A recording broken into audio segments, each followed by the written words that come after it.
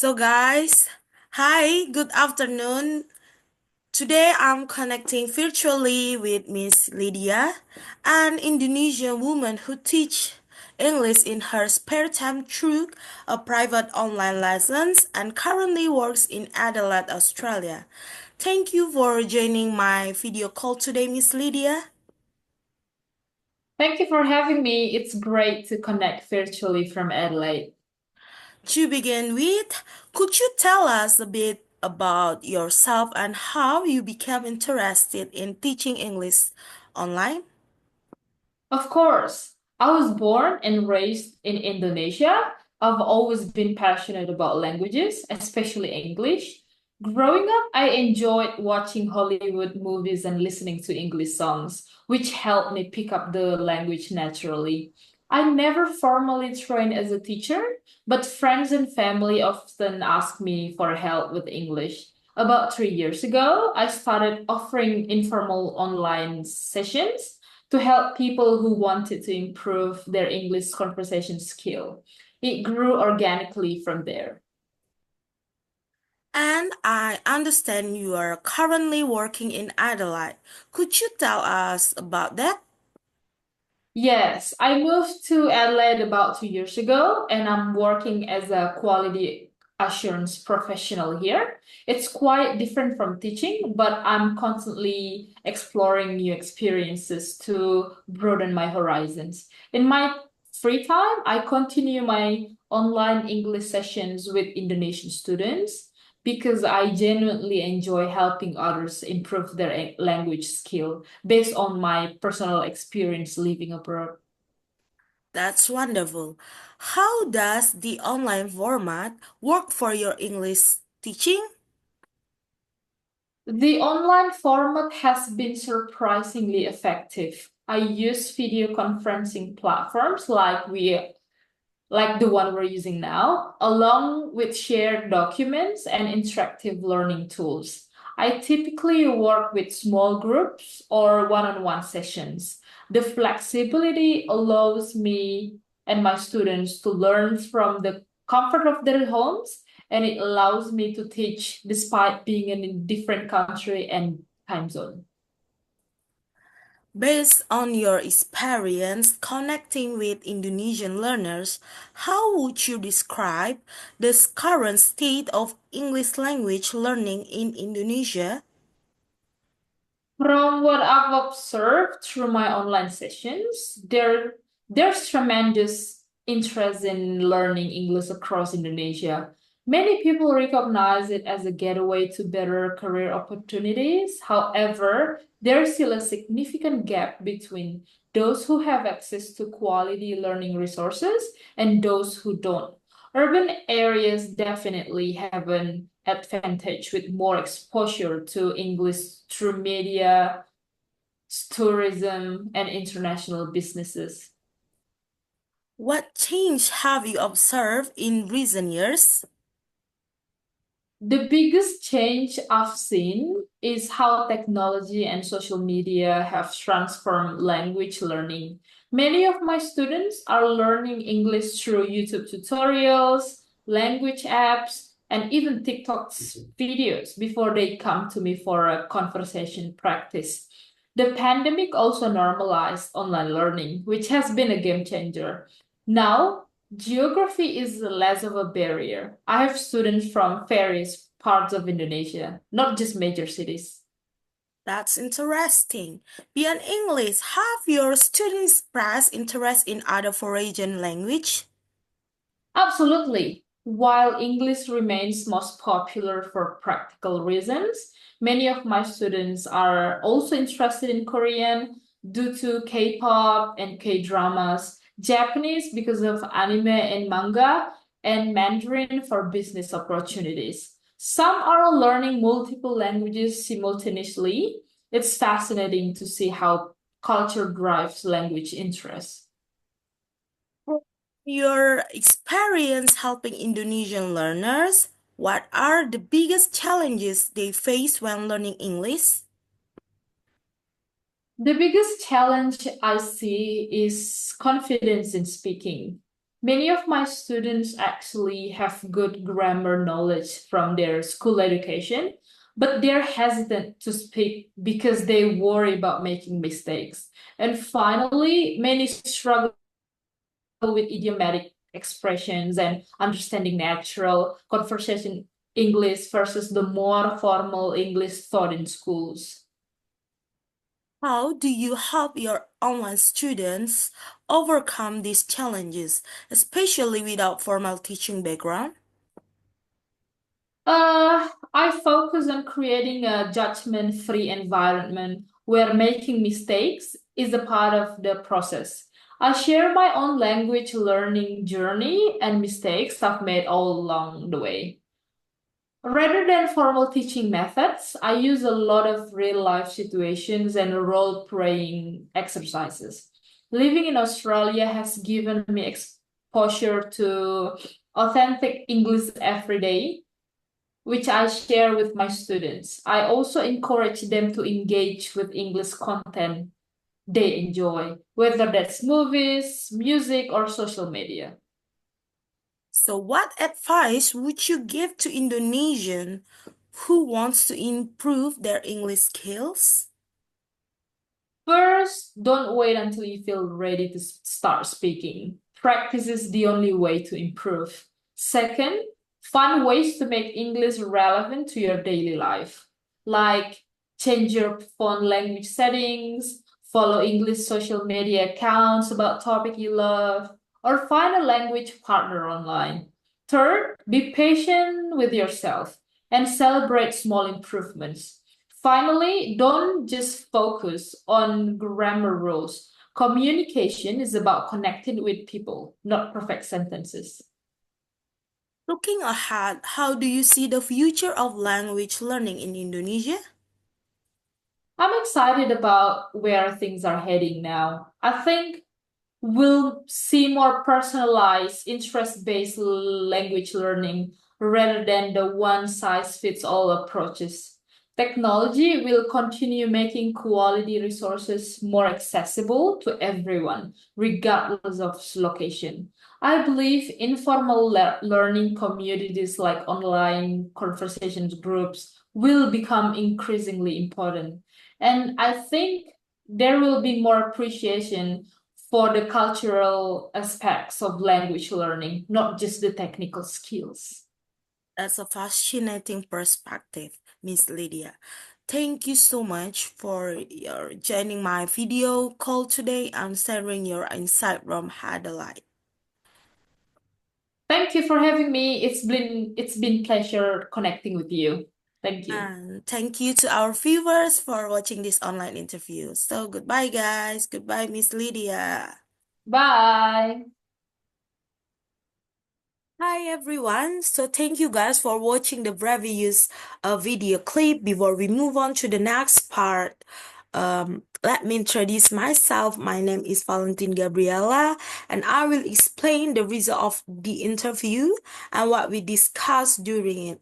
My presentation explores how English language learning is evolving in Indonesia, particularly through digital platforms. Make sure to watch it until the end. English learning. English is one of the most widely spoken languages in the world and serves as a global lingua franca.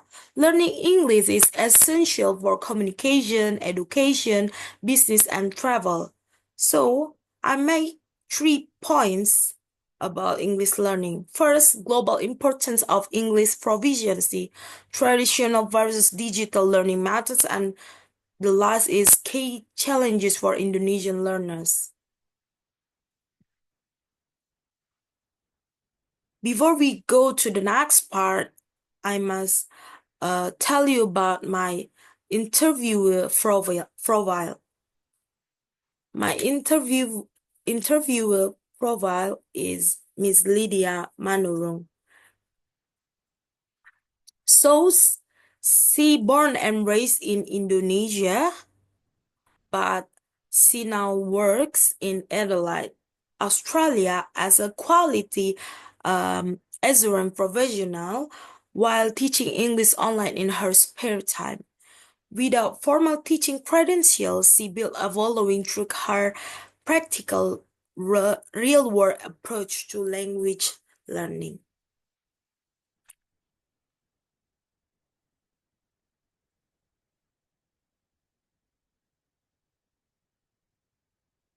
So, based on the interview, we discussed the teaching approach used by Miss Lydia, and I identified four key points. First, Miss Lydia teaching methodology utilized video conferencing platforms similar to what we are familiar with, complemented by interactive learning tools. Second, her session typically involve small group or one-on-one instruction, allowing for personalized attention despite geographic separation. Third, what makes her approach unique is how she incorporates her experience living abroad into practical language scenarios. And the last is creating judgment-free learning environment.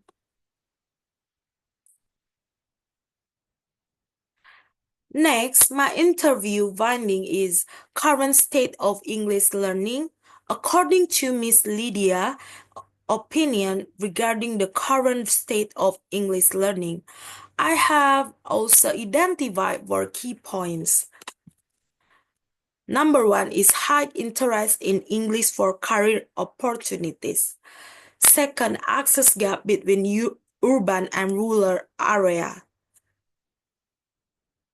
Number three is technology and social media transforming learning methods.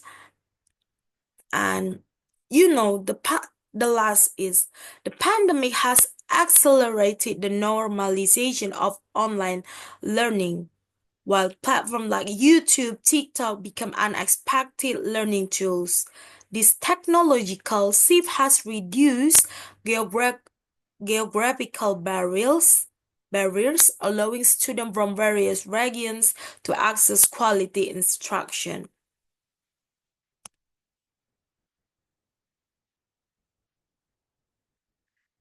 In this discussion, I also conclude the key challenges in learning English. First, despite strong grammatical foundations from formal education, Miss Lydia identifies several persistent challenges among Indonesian learners. There is like speaking confidence remains the biggest hurdle. Many students understand English but hesitate to speak it. Second, pronunciation difficulties arise with sounds that don't exist in Indonesian language. Third, students struggle with the gap between textbook English and natural conversation. Final, idiomatic expressions and cultural context often cause confusion.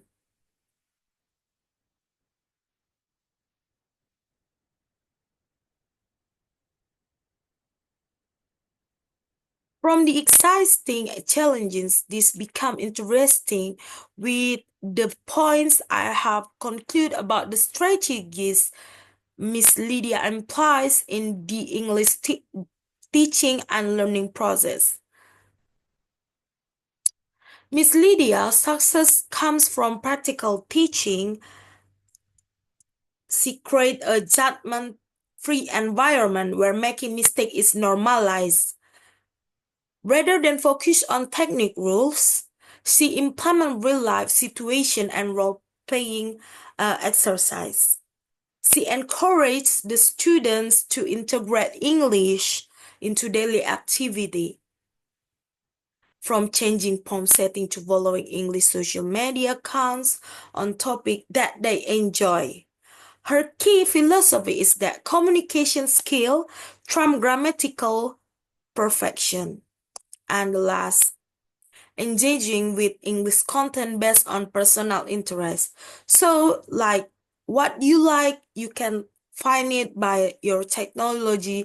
Like if you like uh traveling, you can find by traveling content creator, and you can like learning by following them, and you can practice and imitate what they say, what they do, what they speak, and others.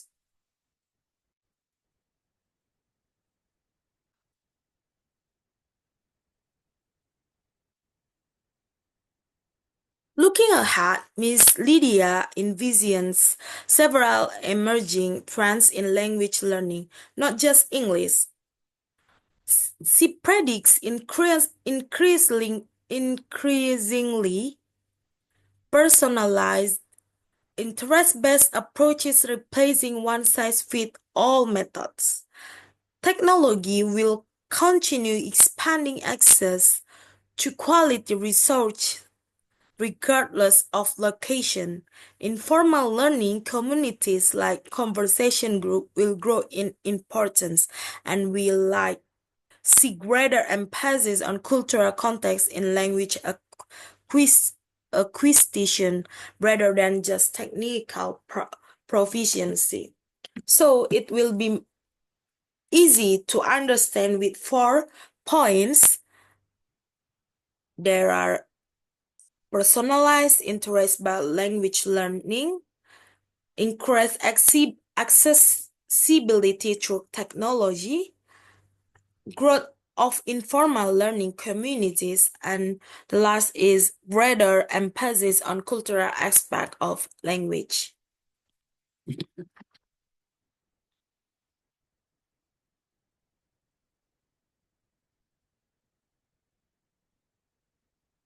Reflecting on Miss Lydia's insight, I see several significant implications for language education. First, we are witness um, democratization of quality language learning through technology, it making it accessible to more diverse population. Second, importance of confidence building in language acquisition. Third, while technology provides unprecedented access, we must maintain the human connected that makes language learning meaningful. Finally, interest-based approaches show tremendous potential for increasing motivation and engagement.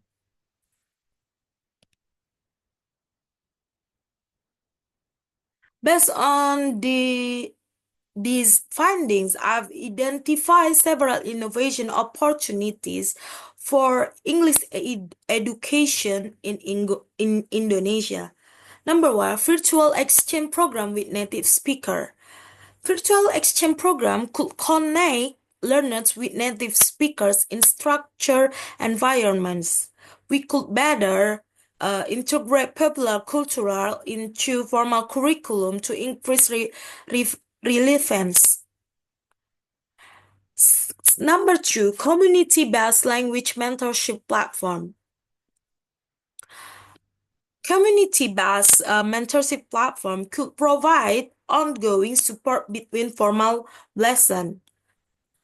And number three, bridging formal education with practical application.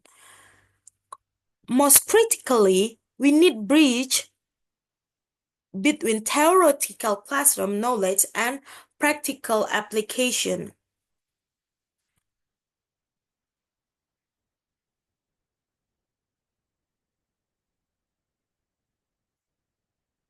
So, conclusion. In conclusion, technology is fundamentally reshaping English learning in Indonesia, creating both challenges and opportunities. Miss Lydia's experience demonstrates that active practice and confidence building are more crucial than perfect grammatical knowledge. The future of language learning will likely be increasingly personalized, technology media, technology mediation, uh, and community supported. Most importantly, creating supported, judgment-free learning environments appear essential for successful language acquisition. So, that's all about my presentation. Thank you for your attention. I'd like to express my gratitude to Miss Lydia for sharing her valuable insight and experience. Hopefully, this video and presentation results will beneficial for all of us. Thank you.